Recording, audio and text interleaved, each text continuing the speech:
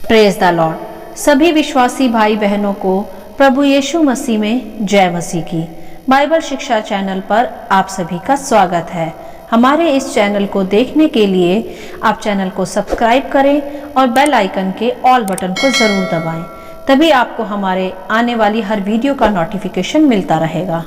आज मैं आपके लिए बाइबल की पुस्तक से लूका अध्याय 5 का 37 से 39 वचन का दृष्टांत लेकर आई हूँ। पुरानी मशकों में नया दाखरस नहीं भरा जाता, इसका एक गहरा अध्ययन आज हम यहाँ सीखेंगे। तो चलिए भाइयों बहनों, हम वीडियो स्टार्ट करते हैं। बाइबल दर्शाती है इस दृष्टांत में कि प्रभु यीशु यहाँ फरीसी और शास्त्रियों को उनके सवालों का जवाब देकर समझा रहे थे कि किस प्रकार उन्हें अपने पुराने मनुष्यत्व और पुराने रिवाजों से और पुराने स्वभाव से बाहर आना चाहिए। वह कहते हैं यहाँ कि कोई नया दाखरस पुरानी मशक्कों में नहीं भरता, नहीं तो नया दाखरस मशक्कों को फाड़ कर बह जाता है और मशकें भी नष्ट हो जाएंगी। और वह कहता है कि परंतु नया दाखरस नई मशक्कों में भरना चाहिए। भाइयों बहनों, क्या है ये मशक्कें? इसका क्या तात्पर्य है, आज हम समझेंगे। हालांकि इस वचन पर मैं एक वीडियो पहले ही बना चुकी हूँ, जिसका लिंक भी मैंने आपको डिस्क्रिप्शन बॉक्स में दे दिया है। आप उसे भी ज़रूर देखें और ध्यानपूर्वक समझें।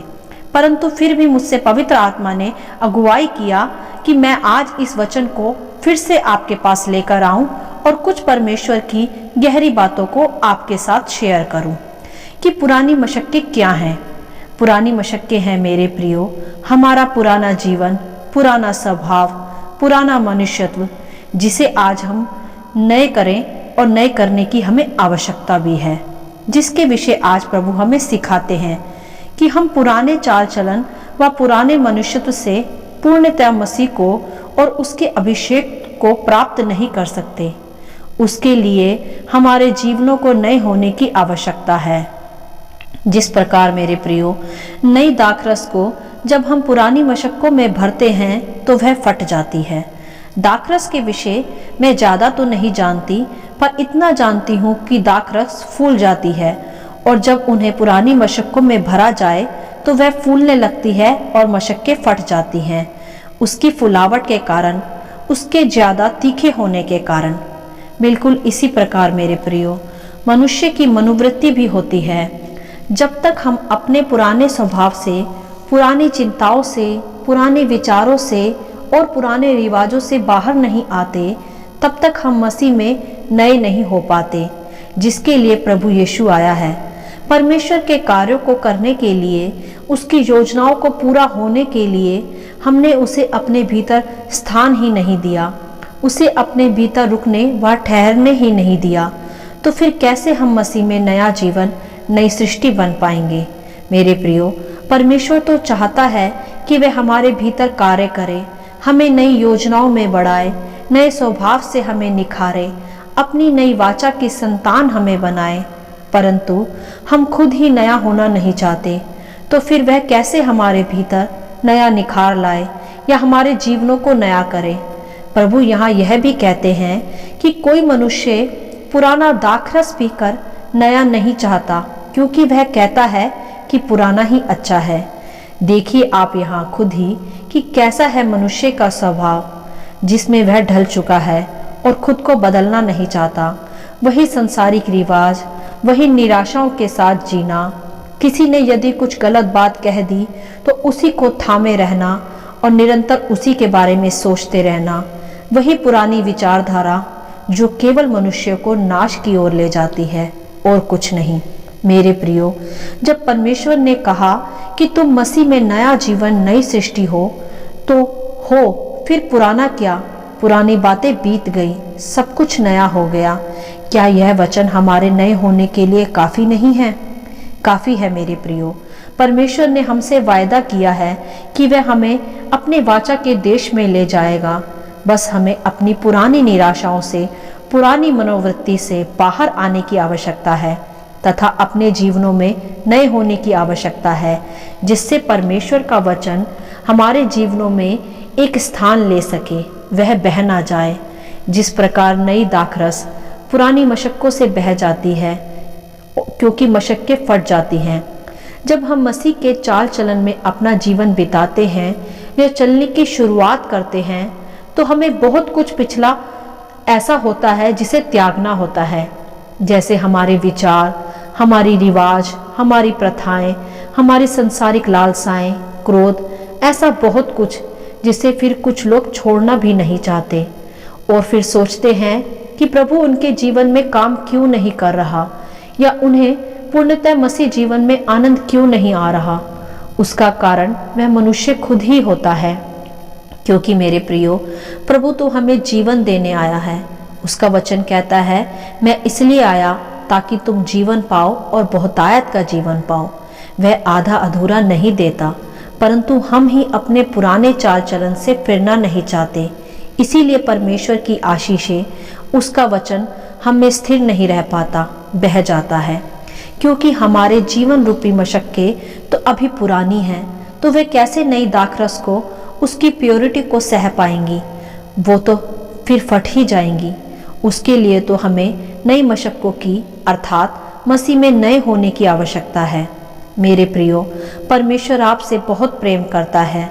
वह नहीं चाहता कि आप नाश हों या उसकी योजनाओं में, उसकी बहुतायत के जीवन में प्रवेश ना कर पाएं। वे तो चाहता है कि आप आशीषों के वारिस बने। वे तो आया ही इसीलिए कि आप मसीह जीवन का आनंद पूरी तरह उठा सके। परंतु हम जब तक अपने पुराने व्यक्तित्व से नहीं फिरते या पुरानी मनोवृत्ति को नहीं बदलते, तो फिर कैसे प्रभु हम में आशीष रूपी दाखरस भर पाएंगे? उसे संभालने के लिए, उसे ग्रहण करने के लिए हमारे नए होने की हमें आवश्यकता है। कई बार मनुष्य अपने तरीके से जीना चाहता है, वह अपनी बुद्धि से जीवन का आनंद उठाना चाहता है, जो पूर्णतः संभव नहीं है। और जब परमेश्वर आकर उसे नया आकार देते हैं तो उसे तकलीफ होती है, क्योंकि फिर परमेश्वर तोड़कर भी नया बना सकता है, जिससे उसमें अद्भुत निखार आ पाए। जिस प्रकार कुम्हार माटी के बर्तनों को तोड़ता तथा फिर से नया बनाता है जब तक वह उसे उसकी मनचाही शेप ना दे दे जिसके लिए वह उसे बना रहा है, बिल्कुल उसी प्रकार जब तक परमेश्वर मनुष्य को वह आकार ना दे जिसके लिए उसने उसे सृजा है, तब तक उसे तोड़कर नया भी बनाता है, जिससे फिर वह उस उपयोग में लाया जा सके जिसके लिए वह बनाया गया है। तभी वह उपयोगी कहलाएगा। यदि कुम्हार मटके को बनाए और वह टूट फूट जाए, उसमें छेद हो जाए, तो वह मटका फिर किसी काम का नहीं, क्योंकि वह पानी भरने के योग्य ही नहीं। इसी प्रकार मेरे प्रियो, परमेश्वर के हाथों में अपने को दे, वही उसे सही आकार दे सकता है, जिसमें से कुछ बहकर बाहर ना जाए और वह उपयोगी तथा खूबसूरत भी कहलाए। मटके में छेद होने पर, टूटने फूटने पर वह किसी काम का नहीं रहता, उसे फिर से बनाना पड़ता है। उसी प्रकार पुराने मनुष्यत्व का, पुरानी प्रथाओं का अब कोई स्थान नहीं। उसके ही कारण हमारे जीवन में एक छेद रहता है, जिसके कारण शैतान हमारे जीवन में प्रवेश करता है तथा हमें नाश करता है, और फिर उसमें परमेश्वर की आशीषें टिकी नहीं रह सकती, वह बह जाती हैं। तो मेरे प्रियो, अपने जीवन रूपी हर शैतानी दरवाज़ों को बंद करें तथा परमेश्वर की आशीष को उसमें स्थिर रहने दें। तभी आप मसीह जीवन का भी पूरी तरह आनंद उठा पाएंगे और परमेश्वर की आशीष भी आपको पूरी तरह मिल पाएंगी। एक मुलायम मिट्टी बने मेरे प्रियो, जिसे परमेश्वर पूरी तरह सही आकार दे सके, कठोर नहीं जिसे वह बदल ही ना पाए। मेरे प्रियो, हम इसलिए नहीं बनाए गए कि वही पुरानी चाल चलते रहें, वरन हम इसलिए बनाए गए हैं कि हम अनंत जीवन में प्रवेश कर पाएं, परमेश्वर की वचनों में स्थिर रहकर जीवन का भी आनंद उठा पाएं, जो तब तक संभव नहीं है जब तक हमारी मशक्क़तें पुरानी हैं। तो आइए भाइयों बहनों, हम जांचें अपने को इस वचन के आधार पर कि क्या हमारी भी मशक्क़तें अब तक पुरानी ही तो नहीं हैं, जिसमें नया दाखरस ठहर ही नहीं पा रहा।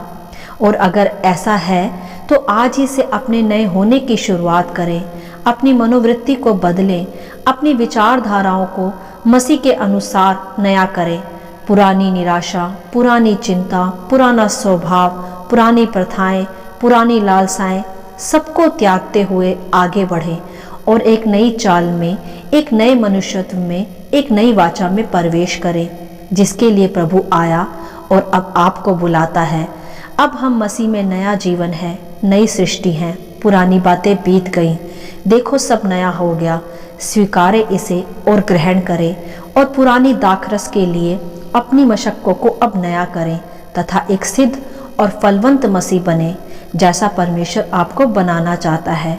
अपनी पुरानी युक्तियों से, पुराने चाल चलन से फिरें तथा परमेश्वर के अनुसार, उसके वचनों के अनुसार नए होते जाएं और एक आशीषित जीवन में प्रवेश करें। हालेलुया। आशा करती हूँ इस वचन का संक्षिप्त दृष्टांत आप सभी को समझ में आया होगा। अगर आप चाहते हैं कि और लोग भी इसे पाकर आशीष पाएं, तो आप इन्हें दूसरों के साथ भी बांट सकते हैं, क्योंकि हमारे प्रभु यीशु मसीह की यही इच्छा है। आमीन and God bless you all.